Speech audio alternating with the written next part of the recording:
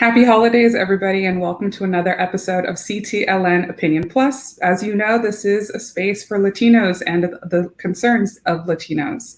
This week, we have Mary Etter, the director for the South Windsor Public Library, joining us. Thank you for joining us, Mary. How are you?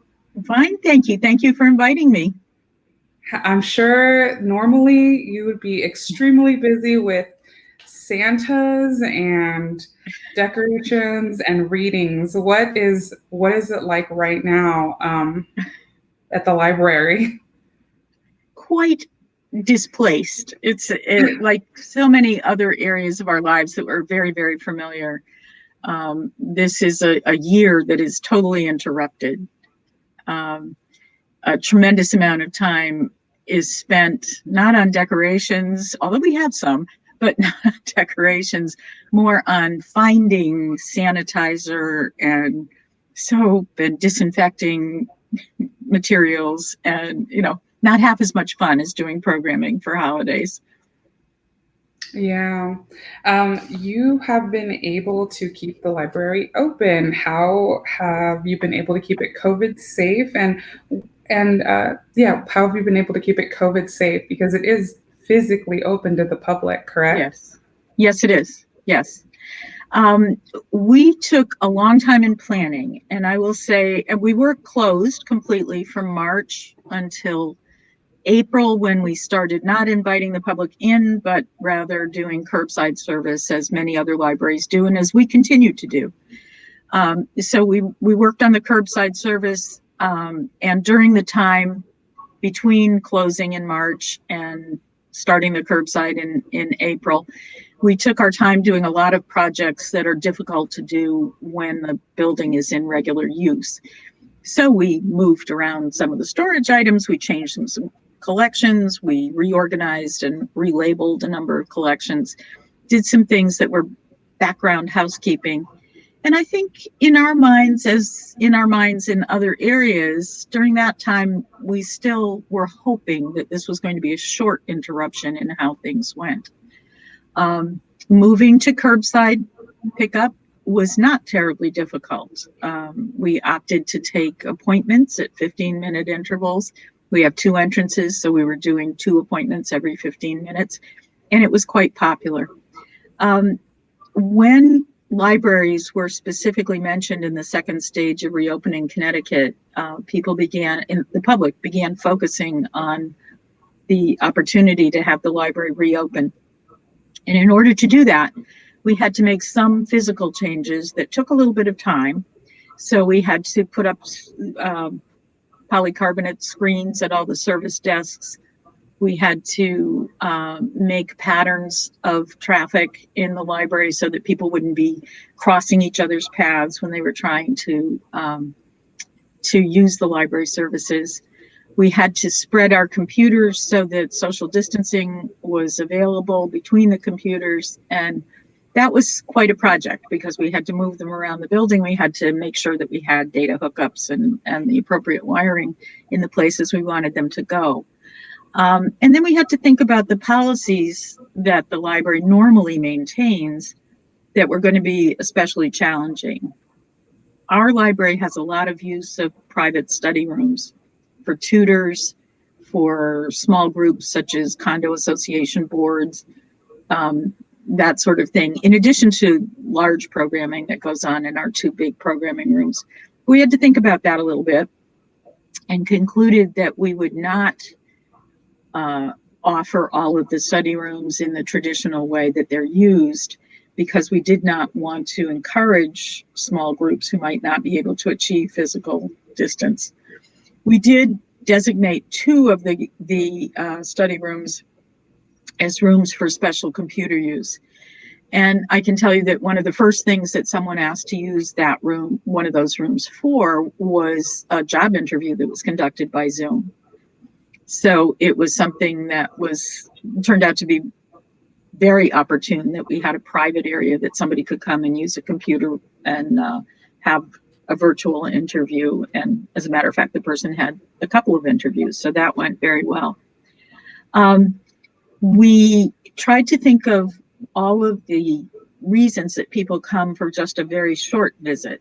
And to that end, we moved copiers to the lobby areas of the library, which is not where they normally are, so that people who wanted to come and just use copy services could come just a little bit into the building rather than all the way into the public service areas. Because we were learning the whole time about how materials needed to be handled, we also changed the way people return books. We have 2 outside book drops. We actually normally take a lot of returns across the service desks. And instead of doing that, we moved bins that could hold returns, again, to the lobbies so that people could come in a minimum distance and leave their items.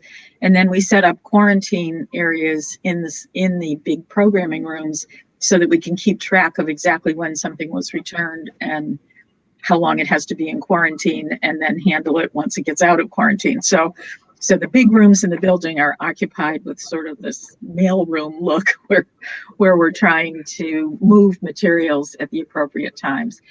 And it turned out that one of the things I just I'm sorry. juggled. So books go like have their own quarantine process as well. Yes, they do. Yes. And I was going to say, one of the things we didn't anticipate was the fact that what that meant wasn't, and in some cases still isn't, altogether understandable to the public who have returned the books. So, for instance, we're always going to count exactly when the item was returned. And if it's returned on time, on its due day, or before its due day, it's going to get credited with being returned that day because we have it labeled. But we can't take it off a person's record until the quarantine is over. And it has nothing to do really with contact tracing or anything like that. It's because if we did take it off their record, it would immediately trigger an email to the next person waiting for that book. And it would say the book is ready for you, and it isn't ready for you until quarantine is over. So we can't discharge the books and send them on to the next person until afterwards. So there were things like that. There were techniques like that we had to figure out. We also have greeting tables at each entrance because it just so happens that in our building, the staff areas are not near the doors. But we do need to stop people and explain how they're going to be able to move about the building, and that they need to use sanitizer and answer health questions and wear a mask the whole time that they're here. So we just had to think it out, and it works. I will tell one other thing. A lot of libraries removed a lot of furniture, and that was, again, so that you wouldn't encourage groups to be gathering and breaching the social distancing norms.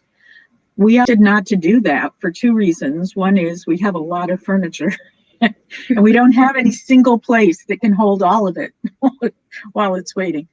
So instead, we sort of disabled the furniture beyond the minimum number that could be done. So the chairs are wrapped so that people really can't sit on them. And people have been very gracious. You know, it brings a smile. It looks kind of silly, but it actually works that people don't sit too close together. And we did work with our health department so that we could keep the adult reading lounge, which is an area important to a lot of people, open. So there is upholstered furniture. There are barriers put up because we have a lot of plants. So we have a lot of natural barriers between those chairs, but it is available to people. Right.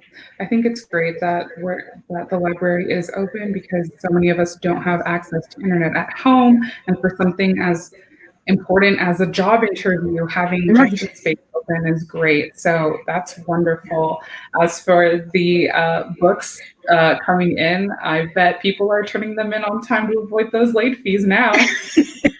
Well, yeah, late fees have been suspended for big periods of time, but you're right. I mean, it is very important to people, and people are worried that somehow they're going to be charged for something they brought back, and that's not happening. Right. I just to finish the trail, we did open to the public the 22nd of July. So April to July, it was curbside only. We've been fully open since then, but we can't afford all of the hours that we've been open. Normally, we would be open 67 hours a week during this time. And we're not even close to that. We're very shortened hours. We're only open until 7, 2 nights a week rather than 9, 4 nights, and no weekends. And partly that's because we had to adjust cleaning staff so that everything could be wiped down every 2 hours when we're open. And we just can't afford the next step, which would be weekends. Right. And we appreciate all the work that the library is doing to stay open, to stay COVID safe. But I would like to ask just one last question. I think we only have like 5 minutes left. We are living in a time where we are seeking and yearning education on racial equity and racial equality. Can you tell us about the Opening Doors to Understanding Social Justice and Racial Equality series that the library has? Sure, I'd be glad to. In the summer, when there were a lot of demonstrations for Black Lives Matter, the town council in South Windsor put together a subcommittee specifically to address that issue. Through conversations with that subcommittee and with the Human Relations Commission, which we work with quite a bit, we decided that we would start with a series of programs that will be broadcast on local cable, one a month, starting December 14th, and that they would explore different areas, different relationships of people, different literature. The first one, which is this coming Monday night, is specifically about implicit bias. And following that, there will be 3 discussions of the different segments of the documentary Race. The title of the documentary is Race, the Power of an Illusion. And so there will be discussion leaders for each one of those sections of the documentary. We'll also have a one book, one community for one of the months. And then we will have some spin-off programs that right now are not completely detailed, such as how to talk to children about race and how to become an advocate or an ally in the discussion of social justice and equality. There will be a number of other kinds of programs that the library will be promoting and that we have promoted. And Opening Doors to Understanding is actually an umbrella title that we've used for about 10 years for programs that are about cultural representation in our community. And so we will still be doing that, but space to be broadcast is premium. And so the town council sponsored discussion series will be those 7 programs that are on the Monday nights in January, February, March, April, May, and June. Okay. I do have one question. One of the things that makes libraries great is they provide literature. And again, in these times, how has the library provided a diverse amount of literature so that children, young adults could see themselves in the books that they read? It's very much a topic in libraries. And, we select most of our materials from professional journals. And the journals really are quite good at picking up topics that are important in society at any given time. So the collection normally is assembled in such a way that we're going to have as much representation as we can all the way through in both the adult department and the children's department. Our Latino population is relatively small in South Windsor, 5% or less. And no single group is looked at as different from other special treasured populations that we're looking for. So we're looking to be as broad as possible. We do provide access to specific information that is in Spanish. We have databases that are translatable, that are usable in about 32 languages, actually, and language instruction as well. And when we had to close, we actually were about to start a Spanish language instruction series featuring one of our town counselors whose first language is Spanish, and Mhm. we'll get back to it. Well, I'm sure the library has a lot of big plans for 2021, especially since we have hope of reopening maybe at some point. But that's all the time that we have today. Thank you very much for joining us, Mary. You're so welcome. Thank you for having me. Yeah, this was great. That was Mary Etter, the director of the South Windsor Public Library. That's all the time we have for today. Tune in next week for another episode and follow us on Twitter at CT Latino News and Instagram at CT_Latino News. I'm Savani Campos with CTLN Opinion Plus. See you next time.